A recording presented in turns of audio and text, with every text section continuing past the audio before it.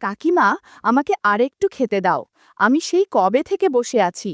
কাকিমা, কাকাবাবুকে বলো না কিন্তু, না হলে আমাদের এসব করা আর হবে না। জাম্বুরা খেতে খুব মজার। আমি রোজ আসব কিন্তু। আমি মলয়, ইন্টারে পড়াশোনা করি। পৌষ সংক্রান্তির দিন প্রায় সব বাড়িতেই পিঠেপুলি তৈরি করা হয়। পাটিসাপটার গন্ধে সারা বাড়ি মোমো করতে থাকে।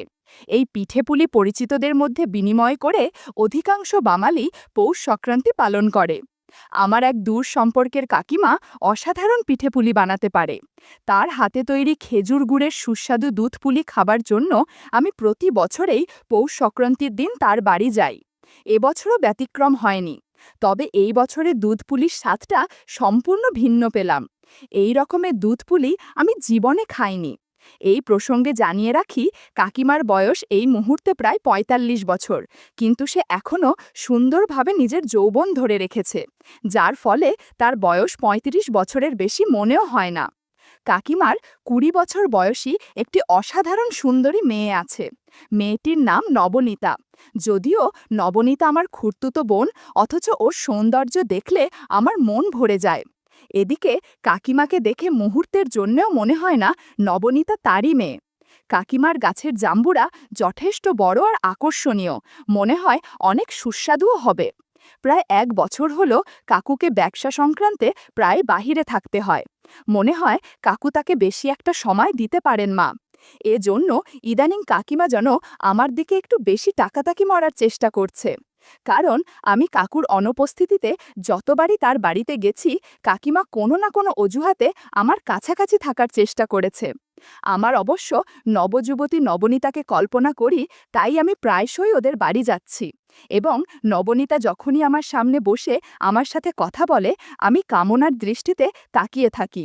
কপাল ভালো থাকলে অনেক না বলা জিনিসের দেখা পাই। কাকিমা বাড়িতে প্রায় সময়ই পুরনো ফিনফিনে শাড়ি আর ব্লাউজ পরে থাকে। কাকিমার শাড়ির আঁচল অনেক সময়ই অগোছালো হওয়ার ফলে একটু অন্যরকম লাগে। কাকিমাকে এরকম দেখে মাঝে মাঝেই রাতে তার কথা কল্পনা করি। কাকিমার সাথে গল্প করার ইচ্ছে হয়, কিন্তু লোকলজ্জার ভয়ে অনুমতি ও সহমতি ছাড়া আমি নবনীতা অথবা কাকিমা কারোর দিকে এগোবার সাহস পাচ্ছিলাম না। এবছর পৌষ সংক্রান্তির কয়েকদিন আগে কাকিমা আমায় পিঠেপুলি খাবার জন্য আমন্ত্রণ করল।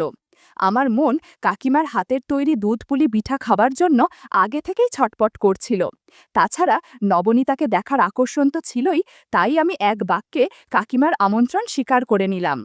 ওই দিন আমি ঠিক সময়ে কাকিমার বাড়ি গেলাম। জানতে পারলাম নবনীতা নাটি তার কোনো এক বান্ধবীর বাড়ি গেছে এবং বিকেলের আগে ফিরবে না। নবনীতাকে দেখার ইচ্ছে পূরণ না হওয়ার ফলে আমার মনটা একটু ভেঙে গেল। কিন্তু তখন আমি ঘুণাক্ষরেও ভাবতে পারিনি এক নতুন বিস্ময় আমার জন্য অপেক্ষা করছে। কাকিমা খুব যত্ন করেই আমায় পিঠে ও পাটিসাপটা পিঠা খাওয়ালো। কিন্তু এই বছর কি হলো, কাকিমার হাতের তৈরি সুস্বাদু দুধপুলি তো পেলাম না। আমি কাকিমাকে জিজ্ঞেস করলাম, কাকিমা, এবছর দুধপুলি বানাওনি? আমায় খেতে দিলে না তো? কাকিমা রহস্যময় হাসি দিয়ে বলল, এবছর আমি তোমায় নতুন রকমের দুধপুলি খাওয়াবো, কিন্তু তার আগে আমি তোমার চোখ বেঁধে দেব এবং নিজে হাতেই তোমায় দুধপুলি খাওয়াবো। এই রকমের সুস্বাদু দুধপুলি তুমি কোনোদিন খাওনি। আমি ভ্যাবাচাকা হয়ে কাকিমার দিকে তাকিয়ে থাকলাম। কাকিমা একটা মোটা কাপড় দিয়ে আমার চোখ বেঁধে দিল, যাতে আমি কিচ্ছু না দেখতে পাই। কয়েক মুহূর্ত বাদে কাকিমা আমায় দুধপুলি খাবার জন্য হাঁ করতে বলল। মনে হয় কোনো সারপ্রাইজ দিবে। একটু পর কাকিমা আমার মুখে একটা বেশ বড় অথচ খুবই নরম সুস্বাদু পিঠা খেতে দিল। আমার মধ্যে ৪৪০ ভোল্টের বিদ্যুৎ বয়ে গেল। আকস্মিকভাবে বললাম, এটা কি? বন্ধুরা, তোমরা বুঝেছ তো কাকিমা আমাকে কেমন পিঠা দিয়েছে? আমি কাকিমার আওয়াজ শুনতে পেলাম। এই সম্পূর্ণ নতুন ধরনের দুধপুলি তোর কেমন লাগছে বাবু? এই রকমের দুধপুলি জীবনে খাসনি, ঠিক তো? আমি বললাম, এর আগে যত পিঠা দিয়েছিলে এটাই সবগুলো সেরা। এরকম পিঠা খাবার কথা আমি অনেক দিন ধরে তোমাকে বলবো বলে ভাবছিলাম, কিন্তু সাহস পাচ্ছিলাম না। কাকিমা বলল, অন্য বছরের দুধপুলি পিঠার চেয়ে এটা তো নিশ্চয়ই অনেক ভালো লাগছে, তাই তো? এখন নবনীতাও বাড়িতে নেই, তুই নিশ্চিন্তে পিঠা খা। তোর জন্য আরও হরেক রকমের পিঠা আছে। আমি স্বপ্নেও ভাবিনি এই রকমের পিঠা খেতে পাবো। এটা তো পিঠে বা পাটিসাপটার চেয়ে লক্ষগুণ সুস্বাদু। আমি কাকিমাকে আমার চোখের বাঁধন খুলে দিতে অনুরোধ করলাম, যাতে নিজ চোখে দেখতে পারি। কাকিমা হাসতে হাসতে বলল, আমি লক্ষ্য করেছিলাম তুই মাঝে মধ্যেই আমার দিকে আর চোখে তাকিয়ে থাকিস। আমি বুঝতে পেরেছিলাম তুই পিঠে খেতে চাস, কিন্তু বলতে পারছিস না। তখনই ঠিক করলাম আমি একদিন তোর মন মতো পিঠা দিব। এইবার আমি তোর চোখ খুলে দিচ্ছি, তুমি যতক্ষণ ইচ্ছে দেখতে পারিস।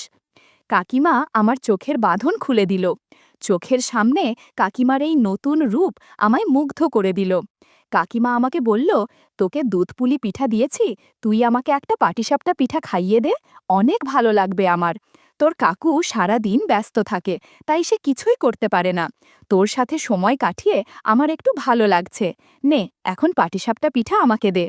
আমি খুব যত্নে একটা পাটিসাপটা পিঠা কাকিকে খাইয়ে দিলাম। বন্ধুরা, ইউটিউবের কড়া নিয়মের কারণে কিছু বিষয় সরাসরি বলা যাচ্ছে না। তোমরা কমেন্টে দেয়া লিংক থেকে আমার ওয়েবসাইট ভিজিট করো, সেখানে একদম খোলামেলা গল্প দেয়া আছে, যেগুলো ইউটিউবে পাওয়া যায় না। এভাবে 50 মিনিট কেটে গেল। এদিকে ঘরটা এলোমেলো হয়ে গেছে। এক পাশে কাকিমা পেটিকোট পরে আছে, তো অন্য পাশে ব্লাউজ। কাকিমা বলল, তুই গিয়ে স্নান সেরে নে, আমি ততক্ষণে ঘর গুছিয়ে নিচ্ছি। তুই বের হবার পর আমি স্নানে ঢুকব। ওদিকে নবনীতার ফিরে আসার সময় হয়ে এসেছে। কাকিমার কথা শুনে আমি স্নান সেরে নিলাম। এরপর কাকিমাও স্নান সেরে ফ্রেশ হলো। কিছুক্ষণ বাদে নবনীতা বাড়ি ফিরল এবং আমার পাশে বসে পড়ল। নবনীতাকে দেখে আমার মন আনন্দে ভরে গেল। কাকিমা নবনীতাকে আমার সাথে কথা বলতে বলে ঘরের কাজের জন্য উঠে গেল। নবনীতা কোনোদিনই আমায় দাদা বলে সম্বোধন করত না, মলয় বলেই ডাকত। কাকিমা চলে যাবার পর নবনীতা ফিস ফিস করে আমায় বলল, মলয়, কেমন পিঠে খেলি? নতুন রকমের দুধপুলি পিঠা নিশ্চয়ই খুব উপভোগ করেছিস, তাই না? আমি ভ্যাবাচাকা হয়ে বললাম, হ্যাঁ, কাকিমা পিঠেগুলো খুব সুন্দর বানিয়েছে। নবনীতা বলল, আর ন্যাকামি করিস না তো, অনেকক্ষণ ধরেই তো পিঠা খেলি।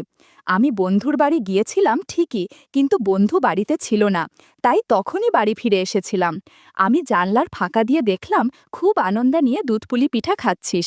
আমি কোনো রকম বাধা না সৃষ্টি করে জানলার ফাঁকা থেকে সব কিছু দেখেছি। মলয়, তোকে আমি অনুরোধ করছি, তুই মাঝে মাঝেই আমাদের বাড়িতে এসে মায়ের সাথে একটু সময় কাটাস। আশা করি তাতে তুই আপত্তি করবি না। তবে একটা কথা, তোকে খুড়তুতো বোনের কথাটাও মাথায় রাখতে হবে। তুই নিশ্চয়ই আমার হাতে দুধপুলি পিঠা খেতে দ্বিধা করবি না। আমি মায়ের থেকে ভালো পিঠা বানাতে পারি। প্রথমবার নবনীতার মুখ থেকে এমন কথা শুনে আমি একটু হতবম্ব হয়ে গেছিলাম, তবে সাথে সাথেই নিজেকে সামলে নিয়ে বললাম, নবনীতা, তোর যখন সময় হবে আমাকে বলিস, আমি তখনই চলে আসব। এমন সুযোগ পাওয়া তো ভাগ্যের কথা। সেদিন ওদের সাথে কিছুক্ষণ সময় কাটিয়ে বাড়িতে চলে গেলাম। পরের দিন সকালবেলায় নবনীতা আমায় ফোন করে জানালো, কাকিমা বাপের বাড়ি চলে গেছে, অতএব আমি নির্দ্বিধায় তার বাড়ি যেতে পারি। তবে আসার সময় আমি যেন খানিকটা ভ্যাসলিন আর বিদেশি বেলুন নিয়ে যাই। আমি নবনীতার কথা মতো সব জিনিস নিয়ে তার বাড়িতে হাজির হলাম। ওই দিন নবনীতাকে আমি সম্পূর্ণ ভিন্ন রূপে দেখতে পেলাম। ওই সময় ও কাকিমার একটা নাইটি পরেছিল। নাইটিটা মনে হয় কাকাবাবু কাকিমার জন্য এনেছিলেন, কিন্তু কাকিমা হয়তো এটা আর ব্যবহার করে না। নাইটিটা সিল্কের হালকা রঙের ছিল, যে কারণে আলো ছায়ার উপস্থিতি চোখে বাঁধছিল। নবনীতা আমায় নিয়ে গিয়ে সোফায় বসালো এবং আমার পাশে বসে পড়ল। নবনীতা মুচকি হেসে বলল, সেদিন আমার হাতের পিঠা খেতে পারিসনি, আজ তোর জন্য সুস্বাদু দুধপুলির পিঠা তৈরি রেখেছি, দেখ তো পিঠাগুলো কেমন রে। আমি বললাম, গতদিনের থেকে অনেক সুস্বাদু লাগছে। আর কথা না বাড়িয়ে মনোযোগ দিলাম। মিনিট 20 যেতে না যেতে হঠাৎ দরজার কাছে গাড়ির শব্দ পেলাম। নবনীতা চমকে গিয়ে বলে, বাবা এসে পড়েছে মনে হয়। এরকম মুহূর্তে কেউ চলে আসার আমার খুব রাগ হলো। তড়িঘড়ি করে আমরা নিজেদের গুছিয়ে নিলাম। এরপর আমি সোফায় গিয়ে বসলাম আর নবনীতা দরজা খুলে দিল। সাধারণত উনি ব্যবসার কাছে দেরি করে ফিরতেন, তাই হঠাৎ এভাবে দুপুরে আসাটা আমাদের কাছে অস্বাভাবিক লাগল। নবনীতা বিস্ময় বলল, বাবা এত তাড়াতাড়ি এলো কেন? আমি শুধু চুপচাপ তাকিয়ে রইলাম। কাকাবাবু ভেতরে ঢুকে আমাদের দিকে ম্লান হেসে বললেন, কি রে মলয়, কবে এলি? আমি বললাম, আজ সকালেই কাকাবাবু। উনি মাথা নেড়ে নিজের ঘরে চলে গেলেন। আমরা ভেবেছিলাম হয়তো ক্লান্ত হয়ে শুয়ে পড়বেন, কিন্তু হঠাৎই দেখি তিনি ফোনে কারোর সঙ্গে অদ্ভুত মিষ্টি গলায় কথা বলছেন। কথাগুলো ঠিক পরিষ্কার শোনা যাচ্ছিল না, তবে একসময় কানে এলো, আরে কালকে তো দেখা হলো না, আজ সন্ধ্যায় যেভাবেই হোক বেরোবো, তোমাকে না দেখে পারছি না। তাছাড়া বাড়িতে এখন ও নেই, আমাদের সুবিধাই হবে। আমি আর নবনীতা দুজনেই একে অপরের দিকে তাকালাম। চোখে চোখে বোঝা গেল আমরা দুজনেই একই জিনিস টের পাচ্ছি। নবনীতার মুখ গম্ভীর হয়ে গেল। সে আমার হাত ধরে টেনে ফিসফিস করে বলল, মলয়, শুনলি বাবা কার সঙ্গে কথা বলছে? আমি বললাম, হ্যাঁ, কিন্তু কিছু বলিস না এখন। আমরা চুপি চুপি বারান্দার পাশে গিয়ে দাঁড়ালাম। সেখান থেকে স্পষ্ট দেখা যাচ্ছিল উনি ফোনে হাঁটাহাঁটি করছেন। মাঝে মাঝে হেসে উঠছেন, আবার গলায় অদ্ভুত কোমল সুর ভেসে আসছে। যে মানুষটা সবসময় গম্ভীর মুখে আমাদের সামনে থাকেন, তাকে এরকমভাবে আগে কখনো দেখিনি। নবনীতা হালকা কাঁপা গলায় বলল, মলয়, মা তোকে নিশ্চয়ই অনেক কিছু বলেছে, কিন্তু বাবার এই দিকটা জানতিস? আমি মাথা নাড়িয়ে বললাম, না রে, একদমই না, আমিও অবাক হচ্ছি। এদিকে কাকাবাবু আমাদের কিছুই টের পাচ্ছেন না। তিনি নিজের ঘরে গিয়ে আয়নায় দাঁড়িয়ে চুল আঁচড়াচ্ছেন, জামা বদলাচ্ছেন। একসময় আলমারি থেকে নতুন শার্ট বের করে আয়নায় দেখে নিলেন, যেন কারোর সঙ্গে দেখা করার জন্যই প্রস্তুতি নিচ্ছেন। কাকিমা একদিকে, নবনীতার অদ্ভুত টান অন্যদিকে, আর এখন কাকাবাবুর এই অদ্ভুত আচরণ, সব মিলিয়ে যেন বাড়িটা রহস্যে ভরে উঠেছে। নবনীতা আমার দিকে ঝুঁকে খুব নিচু গলায় বলল, মলয়, এটা যদি মা জানতে পারে তাহলে কেমন লাগবে ভেবে দেখেছিস? মা হয়তো একেবারে ভেঙে পড়বে। আমি ওর চোখের দিকে তাকিয়ে শুধু বললাম, এই বিষয়টা আপাতত আমাদের মধ্যেই থাকুক, সময় হলে ঠিক বোঝা যাবে কি করতে হবে। কিছুক্ষণ পর কাকাবাবু বাইরে বেরিয়ে গেলেন। কাকাবাবু বের হতেই নবনীতা হঠাৎ আমার দিকে তাকিয়ে বলল, মলয়, বাবাকে এভাবে ছাড়লে হবে না, আমি জানতে চাই উনি আসলে কোথায় যাচ্ছেন। আমি একটু ইতস্তত করছিলাম, কিন্তু কৌতূহলবশত আমি আর না করলাম না। আমার খুব জানতে ইচ্ছে হলো, বাড়িতে এত সুন্দর আকর্ষণীয় বউ রেখে কার সাথে দেখা করতে যাচ্ছেন কাকাবাবু। নবনীতা তাড়াতাড়ি তার স্কুটি বের করল, আর আমি পিছনে বসলাম। কাকাবাবুর গাড়িটা কিছুটা দূরে এগিয়ে যাচ্ছিল, আর আমরা যথাসম্ভব লুকিয়ে তার পিছু নিলাম। রাস্তাটা ফাঁকা ছিল, বাতাস আমাদের কানে শোঁ শোঁ শব্দ করছিল। প্রায় আধ ঘন্টা চলার পর দেখি গাড়িটা একটা ফার্ম হাউসের সামনে ঢুকে থামল। জায়গাটা নির্জন, চারপাশে গাছগাছালি আর বড় গেট। আমরা একটু দূরে স্কুটি লুকিয়ে রেখে ধীরে ধীরে এগোলাম। গেটটা আধখোলা ছিল, তাই ভেতরে উঁকি দিতে অসুবিধা হলো না। যা দেখলাম তাতে বুক কেঁপে উঠল। গাড়ি থেকে নামলেন কাকাবাবু। সেখানে আরেকটা সিএনজি রাখা ছিল, সেটা থেকে নামল পাশার বাড়ির রীতিকা কাকিমা। মুখে হালকা লাজুক হাসি, কিন্তু চোখে এমন এক উজ্জ্বলতা যা সব কিছু বলে দিচ্ছে।